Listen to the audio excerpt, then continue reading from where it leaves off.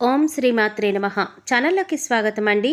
2024లో రాబోయే మొట్టమొదటి సూర్యగ్రహణం ఈ రాశివారి తలరాతనే మార్చబోతోంది. ఈ సూర్యగ్రహణం ప్రభావంతో ఈ రాశివారి జీవితం మారబోతోంది. అఖండ రాజయోగాన్ని పొందబోతున్నారని చెప్పడంలో ఎలాంటి సందేహం లేదు. అసలు ఆ రాశివారు ఎవరు? ఈ సమయంలో వీరి జీవితంలో జరగబోయే ఆ పెను మార్పులేంటి? అసలు 2024లో సూర్యగ్రహణం ఎప్పుడు రాబోతోంది? ఈ గ్రహణ సమయం ఎంతకాలం ఉండబోతోంది? గ్రహణ సమయంలో చేయవలసిన మరియు చేయకూడని పనులేంటి? ఇటువంటి మరిన్ని ఆసక్తికరమైన విషయాల గురించి ఈ వీడియోలో మనం వివరంగా తెలుసుకుందాం. కానీ అంతకంటే ముందుగా మీరు కనుక మన ఛానల్ ఇప్పటి వరకు సబ్స్క్రైబ్ చేసుకోకపోతే సబ్స్క్రైబ్ చేసుకుని పక్కనే వచ్చిన బెల్ ఐకాన్ నొక్కి ఆల్ సెలెక్ట్ చేసుకుంటే మేము ఇలాంటి వీడియోస్ అప్లోడ్ చేయగానే ముందుగా మీకు నోటిఫికేషన్ వస్తుంది. ఇక వివరాల్లోకి వెళ్ళిపోతే, సాధారణంగా గ్రహణం అనగానే ప్రతి ఒక్కరి మనసులో వచ్చే ఆలోచన మంచి రోజు కాదు అని. ఈ సమయంలో ఏ పని చేయకూడదు, ఎక్కడికి వెళ్ళకూడదు, చాలా జాగ్రత్తగా ఉండాలి, సూర్యుడిని చూడకూడదు అనే సందేహాలు ప్రతి ఒక్కరిలోనూ తలెత్తుతూ ఉంటాయి. అయితే ద్వాదశ రాశుల్లో ఈ ఏడాది వచ్చే మొట్టమొదటి సూర్యగ్రహణం ద్వారా ఈ రాశివారు ప్రయోజనం పొందబోతున్నారు. ఈ గ్రహణ ప్రభావం కారణంగా ఈ రాశివారి జీవితంలో ఊహించని పెను మార్పులు సంభవించబోతున్నాయి. మీరు పట్టిందల్లా బంగారం కానుంది. వీరికి గత కొంతకాలంగా కలిసి రాని ఎన్నో పనులు ఈ సమయంలో పూర్తిగా కలిసి వస్తాయి. ఆదాయ మార్గాలు పెరుగుతాయి.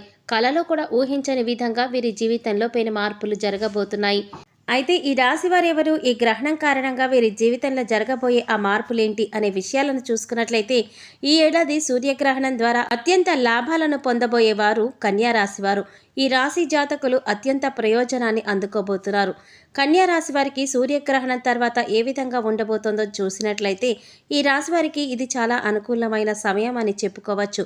గతంలో పెండింగ్లో ఉన్న పనులన్నీ కూడా ఈ సమయంలో పూర్తవుతాయి. ఆర్థికంగా నిలదొక్కుంటారు. ఎలాంటి ఆర్థిక సమస్యలు లేకుండా జీవితాన్ని సంతోషంగా గడపగలుగుతారు. అలాగే ఉద్యోగం కోసం ఎదురు చూస్తున్న ఈ రాశి వారికి ఈ సమయంలో ఉద్యోగ ప్రయత్నాలు సఫలీకృతమవుతాయి. ఎవరైతే ఉద్యోగులు గత కొంతకాలంగా ప్రభుత్వ ఉద్యోగం కోసం ఎదురు చూస్తున్నారో వారికి కూడా ఈ సమయంలో ఉద్యోగం లభించే అవకాశాలు ఎక్కువగా ఉన్నాయి. అంతేకాకుండా విదేశాలకు ఉన్నత చదువుల కోసం వెళ్లాలనుకున్న ఈ రాశి వారికి విదేశీ ప్రయత్నాలు ఫలిస్తాయి. విదేశీ వ్యాపార ప్రయత్నాలు, విదేశీ ఉద్యోగ ప్రయత్నాలు లాభిస్తాయి. పోటీ పరీక్షలకు సిద్ధమవుతున్న ఈ రాశి విద్యార్థులకు మంచి సమయం అనే చెప్పుకోవచ్చు. ఈ సమయంలో మీరు రాసిన ఎగ్జామ్స్లో మీరు కోరుకున్న ర్యాంకులను సాధిస్తారు. గతంలో వ్యాపారపరంగా నష్టపోయినప్పటికీ కూడా గ్రహణం తర్వాత నుండి వ్యాపారపరంగా లాభాల వర్షం కురుస్తుంది. మీరు తలపెట్టిన ప్రతి కార్యం కూడా ఎలాంటి విఘ్నాలు లేకుండా నిర్విఘ్నంగా పూర్తవుతాయి.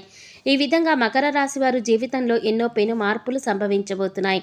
ఆరోగ్యపరంగా ఈ సమయంలో మీకు అనుకూలంగా ఉంది.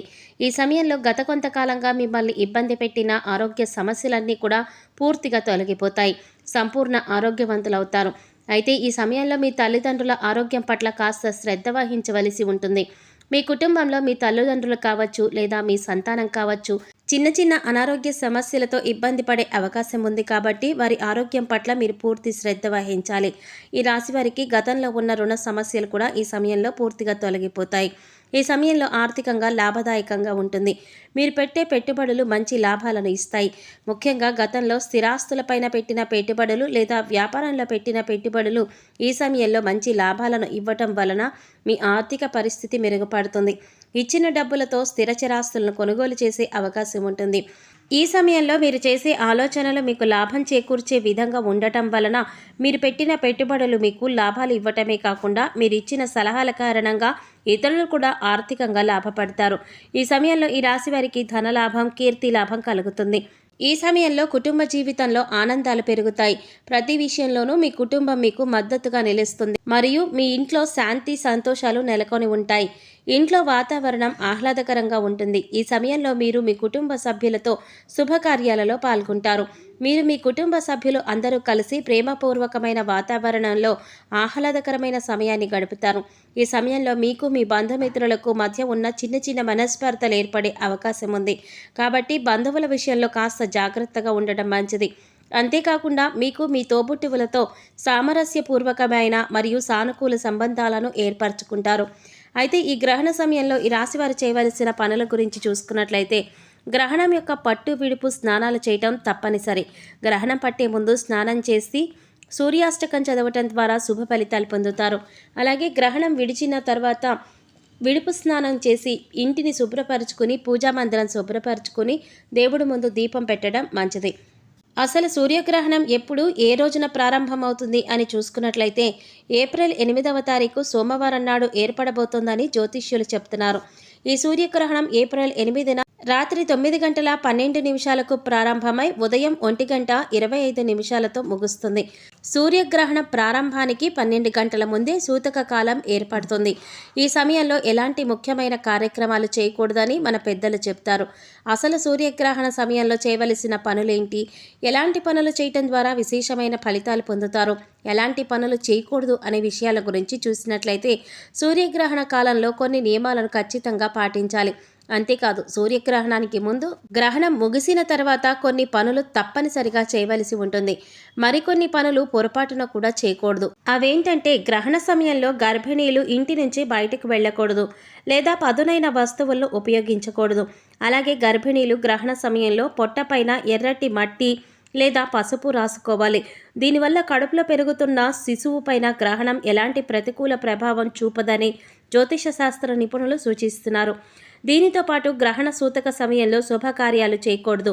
గ్రహణ సమయంలో వంట చేయటం, ఆరగించడం రెండూ కూడా నిషేధం. గ్రహణ కాలంలో ఈ తప్పులు చేయకండి. ఆ రోజు చేసిన వంటను పూర్తిగా ఖాళీ చేయాలి. గ్రహణం ముగిసిన తర్వాత శుభ్రంగా స్నానం ఆచరించి ఆహారాన్ని సిద్ధం చేసి తినాలి. అంతేకాని గ్రహణ ప్రారంభానికి ముందు మిగిలిన ఆహారాన్ని గ్రహణం పూర్తయిన తర్వాత ఎట్టి పరిస్థితుల్లోనూ భుజించకూడదు. గ్రహణ సమయంలో పూజ చేయకూడదు. కానీ మీరు భగవన్నామాన్ని, ఇష్టదేవత మంత్రాలను జపించుకోవచ్చు. ఈ రోజున మీరు దేవుని గదిలో తలుపులను మూసివేయాలి. గుర్తుంచుకోండి, గ్రహణ సమయంలో వీలైనన్ని సార్లు భగవంతుణ్ణి ధ్యానించాలి. భగవంతుని స్మరణలో మనస్సు, శరీరాన్ని కేంద్రీకరించండి. అదేవిధంగా సూర్యగ్రహణ నివారణలో పాటించండి. హిందూ పురాణాల ప్రకారం సూర్యగ్రహణ సమయంలో ధ్యానం చేయాలి. సూర్య భగవానుడిని పూజించాలి. సూర్యాష్టక స్తోత్రాన్ని, ఆదిత్య హృదయ స్తోత్రాన్ని, తదితర సూర్య స్తోత్రాలను పఠించవచ్చు. దీంతో పాటు సూర్య మంత్రాలను జపించుకోవచ్చు. సూర్యగ్రహణం రోజున నూనె, నెయ్యి, పాలు, లస్సీ, చట్నీ, ఊరగాయ, వెన్నతో పాటు ఇంట్లో వండిన ఆహార పదార్థాలలో తులసి ఆకులను లేదా గరికెను వేయాలి. ఇలా వేయటం వల్ల గ్రహణ సమయంలో ఇవేమీ కలుషితం కాకుండా ఉంటాయి. అయితే డ్రై ఫ్రూట్స్, నువ్వులు వంటి వాటిలో ఇవి వేయవలసిన అవసరం లేదు.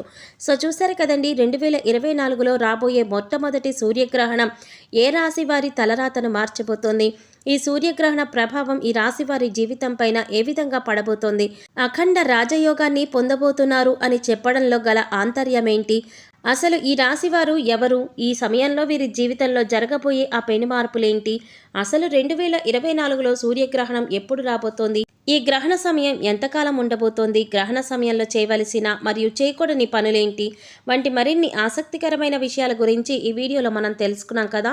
ఈ వీడియో మీకు నచ్చినట్లయితే లైక్ చేసి మీ ఫ్రెండ్స్ అండ్ ఫ్యామిలీ మెంబర్స్లో కన్యా రాశి వారు ఎవరైనా ఉంటే వారితో మర్చిపోకుండా ఈ వీడియోని షేర్ చేసుకోండి. అలాగే ఇప్పటి వరకు మన ఛానల్ కనుక సబ్స్క్రైబ్ చేసుకోకపోతే సబ్స్క్రైబ్ చేసుకుని పక్కనే వచ్చిన బెల్ ఐకాన్ నొక్కి ఆల్ సెలెక్ట్ చేసుకుంటే మేము ఇలాంటి వీడియోస్ అప్లోడ్ చేయగానే ముందుగా మీకు నోటిఫికేషన్ వస్తుంది. మరో చక్కటి వీడియోతో మళ్ళీ కలుసుకుందామండి. ఓం శ్రీమాత్రే నమః.